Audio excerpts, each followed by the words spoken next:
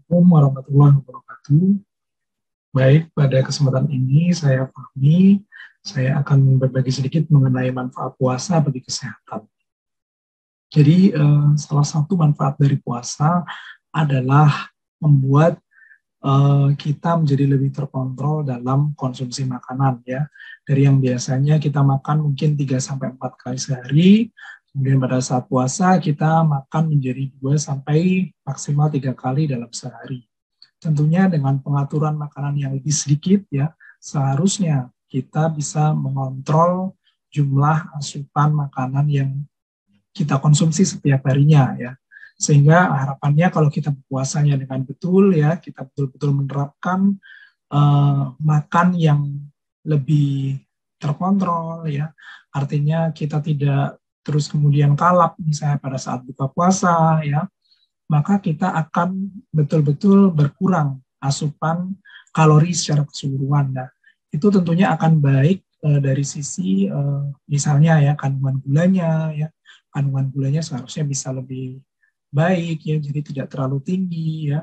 Kemudian yang kedua dari sisi asupan lemaknya ya, asupan karbohidratnya juga ya, itu seharusnya bisa jadi berkurang ya, sehingga untuk orang-orang yang mungkin ada kelebihan berat badan, mungkin dia juga ada penyakit seperti kolesterol yang tinggi ya, kemudian trigliserida yang tinggi ya, tentu dengan puasa maka asupan makanannya lebih baik ya, sehingga harapannya juga kadar-kadar kolesterol, kemudian trigliserida dan juga gula darah bisa lebih baik dan lebih dapat terkendali.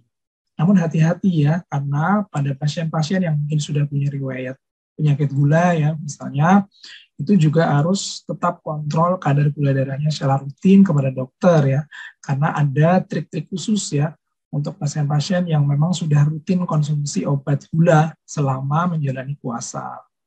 Namun secara umum pada masyarakat yang sehat ya, seharusnya puasa ini akan mengontrol kadar gulanya sehingga menjadi lebih baik ya, tidak terlalu tinggi. Yang kedua mengenai pengaturan kerja lambung dan juga sistem pencernaan, di mana pada saat puasa kita dilatih untuk makan secara teratur, yaitu pada jam buka dan juga pada saat jam sahur ya. Nah, kebiasaan makan dengan jam yang tepat itu berarti akan melatih sistem pencernaan kita ya, terutama lambung ya, itu akan bekerja pada saat-saat yang tertentu ya. Jadi waktu-waktunya menjadi teratur gitu. Hal itu ternyata berdampak positif pada pasien-pasien yang misalnya punya penyakit riwayat sakit MAH atau riwayat penyakit dispepsia ya. Jadi pasien-pasien yang punya riwayat penyakit MAH yang tidak disertai adanya kelainan pada organ lambung ataupun ususnya, ternyata dengan berpuasa secara rutin selama bulan Ramadan itu menjadi lebih terkontrol penyakit MAH-nya gitu. Artinya kalau selama hari-hari biasa dia mungkin makannya tidak teratur ya, misal kadang sarapan jam 6, kadang sarapan jam 9 gitu. Atau misalnya makan sorenya terkadang jam 6 atau kadang malah terlalu sibuk jadi akhirnya baru sempat jam 9 malam atau 10 malam. Nah, dengan puasa ini orang menjadi lebih teratur makannya. Mau tidak mau dia harus makan ketika sahur dan juga pada saat buka.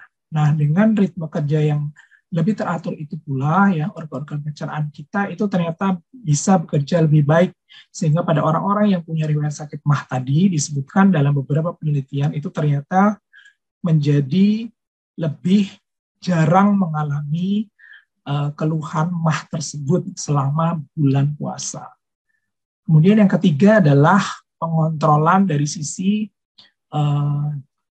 emosi ya. Kenapa?